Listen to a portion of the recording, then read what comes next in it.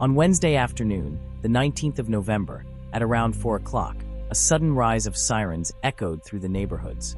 People stepped outside, curious and anxious, as emergency vehicles sped down Eisleben Road. Within minutes, it became clear that something truly devastating had taken place. A scene of chaos and tragedy was beginning to unfold, one that would shock not only Mitchell's plane, but everyone who would later learn of it. According to early reports, a BMW traveling on the wrong side of the road collided with a pedestrian. The impact was so severe that eyewitnesses described the collision as one of the most horrifying they had ever witnessed.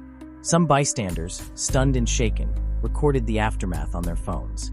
Clips began circulating on social media, showing a scene too graphic for most to comprehend. One video reportedly captured the lower half of a human body lying motionless in the middle of the road. It was a moment that left even seasoned first responders shaken. After striking the pedestrian, the BMW continued to hurtle forward, completely out of control. The vehicle then crashed into 4 other cars, causing a multi-vehicle pileup that sent debris, screams, and confusion across Eisleben Road. Witnesses reported that just moments before the impact, the BMW had been moving erratically, weaving across lanes and even veering into oncoming traffic. Nothing about its movements suggested a simple mistake or ordinary loss of control. Inside the vehicle, onlookers noticed deflated, bloodied airbags, a haunting reminder of how violently the crash occurred. As emergency services worked to secure the scene, the full extent of the tragedy became clear. The pedestrian struck by the BMW was declared dead at the scene by medical personnel. His injuries were far too severe, and nothing more could be done. The driver of the BMW, along with several other injured victims, among them children, were rushed to nearby hospitals. Paramedics worked frantically, treating injuries and calming those in shock, while police officers cordoned off the area to begin the early stages of their investigation. According to official statements from the Western Cape South African Police Service, cases of culpable homicide and reckless and negligent driving have been opened. These charges indicate the seriousness with which authorities are treating the incident. As of the latest updates, no arrests have been confirmed, and investigators are actively gathering evidence, statements, and footage to determine the exact chain of events that led to the deadly collision. In the hours following the crash, a heavy silence settled over the surrounding neighborhoods. Residents expressed deep grief and shock, describing their disbelief that something so graphic could happen in broad daylight on such a well-known road. Community leaders voiced their frustration, questioning how the BMW ended up driving on the wrong side of the road and whether speed or impairment played a role.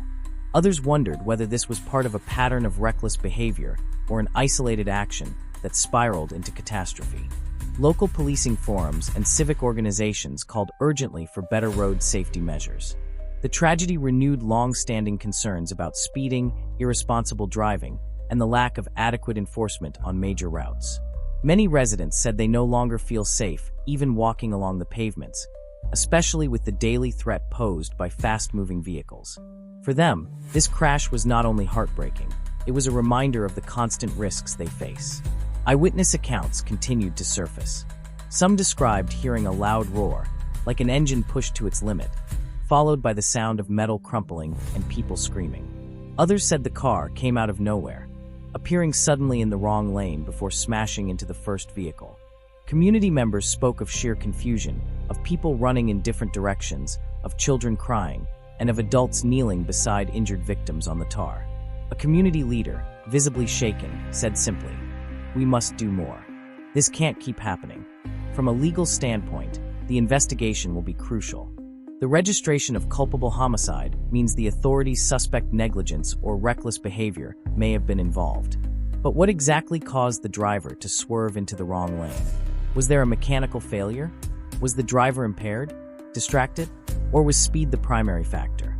These questions remain unanswered, and investigators will be relying heavily on video evidence, eyewitness statements, and forensic analysis of the vehicles involved.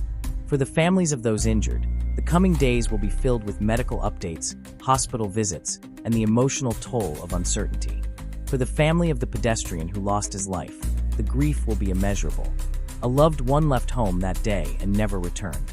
No words can erase that pain. Authorities are appealing to the public for assistance. Anyone who witnessed the incident, saw the BMW before the crash, or recorded footage is urged to come forward. Information can be reported anonymously, and even the smallest detail could help piece together the moments leading up to the tragedy. In closing, this is a developing story, and updates will continue to emerge as police progress in their investigation.